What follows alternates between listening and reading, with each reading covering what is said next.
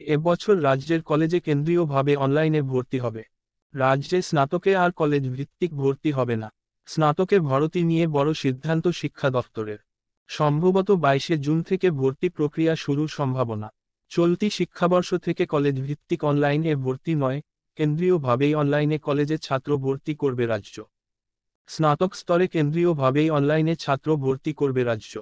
এর জেরে কলেজগুলির হাতে ছাত্র ভর্তির মেধাতালিকা তৈরি নিয়ে কোনো ক্ষমতা থাকবে না। নির্বাচনী আচরণবিধি কাটলেই প্রয়োজনীয় বিজ্ঞপ্তি দেবে উচ্চ শিক্ষা দফতর বলেই সূত্রের খবর। ইতিমধ্যেই তার প্রস্তুতিও নিতে শুরু করছে রাজ্য। 22শে জুন থেকে কেন্দ্রীয়ভাবে অনলাইনে স্নাতক স্তরে ছাত্র ভর্তির প্রক্রিয়া শুরু করতে চায় রাজ্য। অতীতে ছাত্র ভর্তি নিয়ে দুর্নীতির অভিযোগে উঠেছে। বারবার অভিযোগ উঠেছে শাসক দলের ছাত্র সংগঠনের বিরুদ্ধে।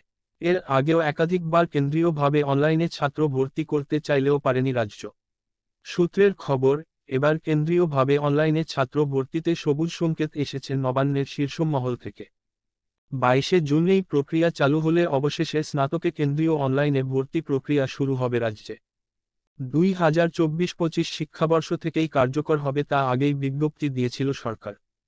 রাজ্য জুড়ে একটি মাত্র পোর্টালের মাধ্যমেই আবেদন ও ভর্তি করা হবে। একটি পোর্টালের মাধ্যমেই যে কোনো কলেজ বিশ্ববিদ্যালয়ে স্নাতকস্তরে ভর্তির আবেদন করা যাবে। কলেজ নয়, উচ্চশিক্ষা সংসদের অ্যাকাউন্টে জমা দিতে হবে আবেদন ও ভর্তির ফি। সমস্যা এড়াতে স্বচ্ছতা আনতে উদ্যোগ নেওয়া হয়েছে। কলেজের যে অর্থ সংক্রান্ত বিষয়, অর্থাৎ ভর্তির সময় যে ফি দিতে হয় তা কলেজে দিতে হবে না। সংসদের তহবিলে টাকা দিতে হবে। ফলে কলেজের সঙ্গে আর্থিক লেনদেনের কোনো সম্পর্ক থাকছে না।